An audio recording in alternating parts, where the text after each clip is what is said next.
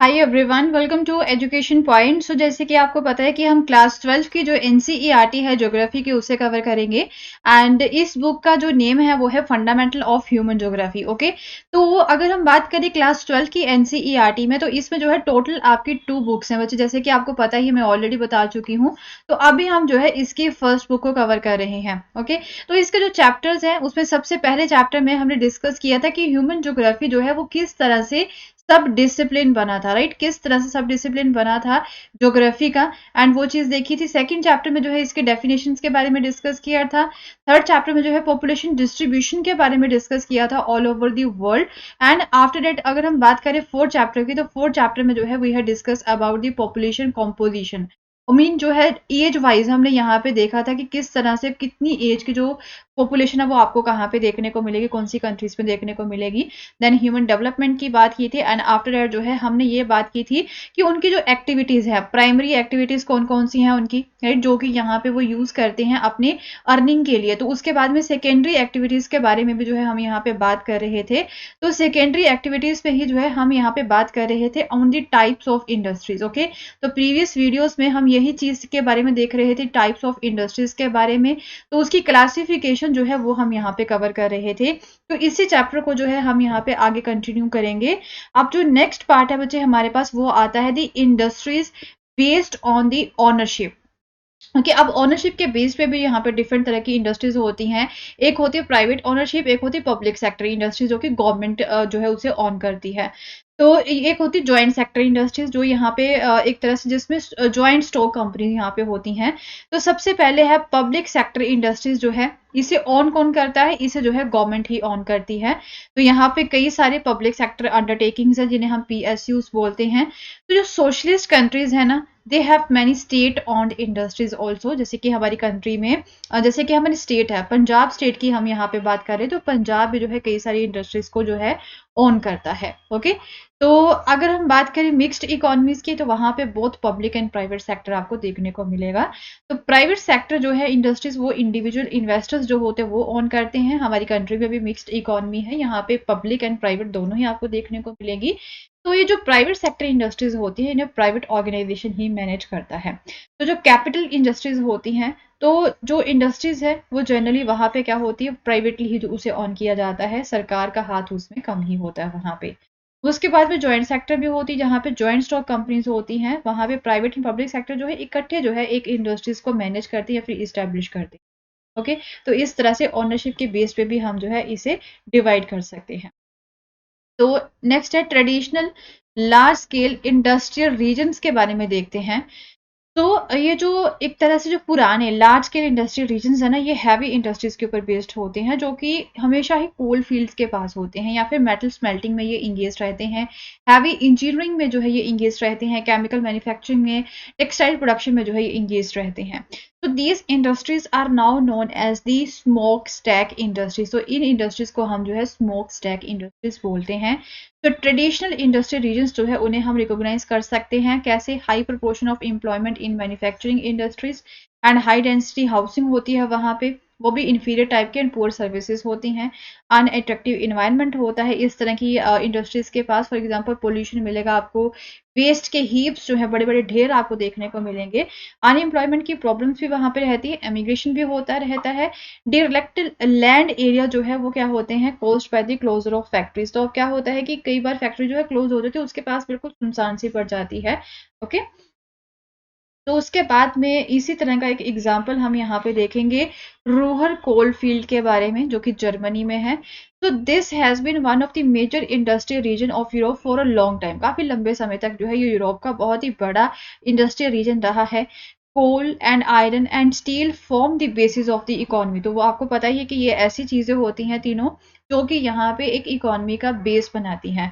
But as the demand for coal decline, but जैसे ही कोल की जो डिमांड थी वो डिक्लाइन होगी, तो इंडस्ट्री जो थी वो छोटी होनी स्टार्ट हो गई, वो श्रिंकिंग होनी स्टार्ट हो गई। एंड जब यहाँ पे आयरन ओर जो है वो भी वहां पे एग्जॉस्ट हो गया, तो इंडस्ट्री रिमेन यूजिंग इम्पोर्टेड ओर। ओके, तो अब जो है उसे इम्पोर्ट करना पड़ रहा था, पहले वहीं पे मिल जाता था बट जो है अब इसे इम्पोर्ट करना पड़ रहा था। तो जो कि वाटर वेस्ट के थ्रू जो है रूहर तक पहुंचता था। ओके, तो ऑब्वियसली टोटली जो है वहां पे क्या होता होता था कि ये जो रूहर रीजन था it was responsible for 80% of Germany total steel production. पूरी जर्मनी की जो टोटल स्टील प्रोडक्शन होती है 80% जो है वो यहीं पे होती है। ओके, तो अब क्या होता है, हाउएवर इंडस्ट्रियल स्ट्रक्चर में अब चेंजेस हो चुकी हैं जिसकी वजह से कुछ एरिया जो है वो डीके हो गए हैं। तो यहाँ पे क्या है, इंडस्ट्रियल वेस्ट एंड पोल्यूशन का जो है प्रॉब्लम्स वहाँ पे बहुत ज़्यादा देखने को मिलता है। तो जो फ्यूचर प्रोस्पेरिटी है ना, वो रूहर की वो किस चीज़ के ऊपर बेस्ड है, less on the products of coal and steel for which it was initially famous. Right, पहले जो है इस चीज़ के लिए बहुत फेमस थी, बट अब जो है वहाँ पे नई इंडस्ट्रीज आ चुकी हैं, ह्यूज ओपल कार असेंबली प्लांट है वहाँ पे, न्यू केमिकल प्लांट्स लग चुके हैं, यूनिवर्सिटीज बन चुकी हैं। अब जो है जर्मनी इस चीज़ के लिए ज़्यादा फेमस है। So out of the town shopping centre have appear resulting in new rural landscape. तो अब क्या है, ये जो पुरानी जगह थी यहाँ पे ये फैक्ट्रीज थी कोल की स्टील की, उसकी जगह पे अब जो है लोगों का जो मेन फोकस है ना वो नई जगह पे जा रहा है, यहाँ पे नई इंडस्ट्रीज लग रही है, वहीं पे जो है शॉपिंग सेंटर्स जो है वो यहाँ पे बन रहे हैं, वो भी आउट ऑफ द टाउन। अब बात करते हैं आयरन एंड स्टील इंडस्ट्रीज के बारे में। तो जैसे कि आपको पता है कि ये ऐसी दो इंडस्ट्रीज है जो कि बाकी इंडस्ट्रीज के लिए सभी के लिए बेस होती है, तो इन्हें हम बेसिक इंडस्ट्रीज भी बोलते हैं क्योंकि ये रॉ मटेरियल जो है प्रोवाइड करती है बाकी इंडस्ट्रीज को, जैसे कि मशीन के टूल्स हो गए फर्दर प्रोडक्शन के लिए। ओके, एंड इसे हम हैवी इंडस्ट्रीज भी बोलते हैं क्योंकि यहाँ पे क्या होता है कि बल्कि रॉ मटेरियल का यूज किया जाता है एंड इसके जो प्रोडक्ट्स होते हैं, आउटपुट जो होती है वो भी हैवी होती है। ओके, तो आयरन जो है, ये भी आपको पता ही होगा कि आयरन ओर से इसे एक्सट्रैक्ट किया जाता है, इसे स्मेल्ट किया जाता है पहले ब्लास्ट फर्नेस में कार्बन कोक के साथ एंड लाइमस्टोन के साथ, फिर इसे जो है आयरन बनाया जाता है। जो मोल्टन आयरन है फिर इसे ठंडा किया जाता है एंड फिर इसे जो है एक तरह से पिग आयरन बनाने के लिए इसे मोल्ड किया जाता है एंड फिर बाद में जो है इससे जो है स्टील बनाई जाती है, थोड़ा सा स्ट्रेंथिंग मटेरियल इसमें जो है ऐड करके। ओके, इस पिग आयरन के साथ जो है कुछ स्ट्रेंथिंग मटेरियल होता है, जैसे कि मैंगनीज हो गया, उसे इसमें ऐड कर दिया तो वो क्या बन जाती है, स्टील बन जाती है। ओके, तो जो लार्ज इंटेग्रेटेड स्टील इंडस्ट्री जो थी, it is traditionally located close to the sources of raw material. Okay, तो जो बड़ी ये जो स्टील इंडस्ट्री थी वो कहाँ पे लोकेटेड थी ट्रेडिशनली, तो यहाँ पे आपको रॉ मटेरियल इजिली मिल जाए, आयरन और कोल मैंगनीज इजिली मिल जाए, लाइमस्टोन इजिली मिल जाए। ओके, या फिर यहाँ से जो है, या फिर उसके आसपास जो है, जो नियर पोर्ट्स होते हैं उसके पास जो है आपको ऐसी इंडस्ट्री जो है ट्रेडिशनली देखने को। बट मिनी स्टील मिल्स जो हैं, access to the market is more important than the in। तो अब इन स्टील मिल्स को जो है ना मेन फोकस यही रहता है कि मार्केट का भी असेस ही नहीं होना चाहिए, बिकनी भी तो चाहिए वो चीजें यहाँ पे, तो अब ये मार्केट के ऊपर ज्यादा जो है फोकस करते हैं, इनपुट प्रोडक्ट्स के लिए जो है ये कम फोकस करते हैं। Okay, these are less expensive to build and operate and can be located near the markets because of the abundance of scrap metal which is the main। अब तो इन्हें क्या होता है, अब ये इनपुट के ऊपर कम फोकस करते हैं, ये बेचने के ऊपर ज्यादा फोकस करते हैं। तो यहाँ पे मार्केट है ना यहाँ पे इन चीजों की, तो वहां पे आप जो है स्टील मिल्स लगा दी जाती हैं। ओके, तो traditionally most of the steel जो थी वो लार्ज इंटेग्रेटेड प्लांट्स में बनाई जाती थी, बट मिनी मिल्स जो है वो लिमिटेड थी to just one step process steel making and are gaining ground. But अब क्या है, ट्रेडिशनली जो है बड़े बड़े प्लांट्स जो थे वो बनाए जाते थे स्टील बनाने के लिए, बट अब मिनी मिल्स जो है वो लगाई जाती हैं। जस्ट जो है जो रॉ मटेरियल यहाँ पे चाहिए होता है ना, पिग आयरन हो गया एंड साथ में मैंगनीज हो गया, बस वही लाके तो उससे जो है स्टील ये बना ले। अब डिस्ट्रीब्यूशन की बात करते हैं, तो the industry is one of the most complex and capital intensive industries and जो है मोस्टली एडवांस्ड कंट्रीज जो है north America, Europe and Asia की, वहां पे जो है ऐसी इंडस्ट्रीज जो आपको देखने को मिलेगी। तो इन यूएसए जो मोस्टली प्रोडक्शन है वो नॉर्थ एप्लांटन रीजन से आपको देखने को मिलेगा, ग्रेट लेक रीजन जो है वहां से आपको देखने को मिलेगा, या फिर एटलांटिक कोस्ट है वहां से मिलेगा। ओके, तो the industry has also move toward the southern states of अब अलाबामा। ओके, अलाबामा की जो स्टेट्स है वहां पे जो है वो चला गया है, मीन अब जो है थोड़ा सा मॉडर्नाइजेशन हो चुका है, जहां पे इन्हें अच्छी मार्केट मिलती है, इंडस्ट्रीज अब जो है वहां पे मूव हो चुकी है। पहले ये जस्ट यही देखते थे कि रॉ मटेरियल हमें यहाँ पे अच्छे से मिल रहा है, वहीं पे जो है इंडस्ट्री लगाते थे, बट अब मार्केट के ऊपर जो है ये ज्यादा फोकस करती है। तो इसी तरह से जो डेवलप्ड कंट्रीज है वहां पे भी ये चीज हो रही है। तो इम्पोर्टेंट स्टील सेंटर्स जो है वो स्कंथरोप है, पोर्ट एल्बर्ट है, मीन जो है एक तरह से जर्मनी का हो गया। ओके, यूक्रेन के, मीन सभी जो मेन कंट्रीज हैं यहाँ पे जो स्टील सेंटर्स हैं उनके नेम यहाँ बता रखे हैं। तो एशिया में सबसे इम्पोर्टेंट सेंटर है नागासाकी, टोक्यो हो गया इन जापान, शंघाई हो गया, वुहान हो गया चाइना में, जमशेदपुर, कुल्टी बनपुर, दुर्गापुर, राउरकेला, भिलाई, बोकारो, सलेम, विशाखापट्टनम, भद्रावती हो गया इंडिया में। ओके, तो ये हमारे इंडिया जहाँ पे आपको स्टील इंडस्ट्री है वो देखने को मिलेगी। अब बात करते हैं कॉटन टेक्सटाइल इंडस्ट्री। ये कॉटन टेक्सटाइल इंडस्ट्रीज के जो है आगे 3 सब सेक्टर्स होते हैं। एक है हैंडलूम, दूसरा है पावरलूम, तीसरा है मिल सेक्टर। ओके, तो हैंडलूम सेक्टर जो है ये लेबर इंटेंसिव है। तो सेमी स्किल्ड वर्कर्स जो होते हैं ना वो यहाँ पे आपको एम्प्लॉय करने होते हैं, तो यहाँ पे पैसा भी कम लगता है। ओके, तो why did Mahatma Gandhi propagate khadi as a part of independence? तो आपको पता ही होगा कि महात्मा गांधी ने खादी को जो है एक इम्पॉर्टेंट पार्ट बनाया था हमारी इंडिपेंडेंस। तो इसमें जो है ये जो सेक्टर होता है ना हैंडलूम सेक्टर, इसमें स्पिनिंग का काम होता है, वीविंग का काम होता है, एंड फिर फैब्रिक को फिनिशिंग देनी होती है। दूसरा सेक्टर है बच्चे आपका पावरलूम सेक्टर। इसमें जो है मशीन्स का यूज होता है, ये लेबर जो होती है वो वहाँ पे कम कम यूज होती है। ओके, एंड जो प्रोडक्शन होता है यहाँ पे वो भी बहुत ज्यादा बढ़ जाता है। तो कॉटन टेक्सटाइल मिल सेक्टर जो है it is highly capital intensive and produces the fine clothes in bulk. Okay, तो cotton textile manufacturing requires good quality cotton as a raw material. तो कॉटन टेक्सटाइल जो मैन्युफैक्चरिंग है वहां पे आपको good quality का कॉटन चाहिए होता है एज ए रॉ मटेरियल।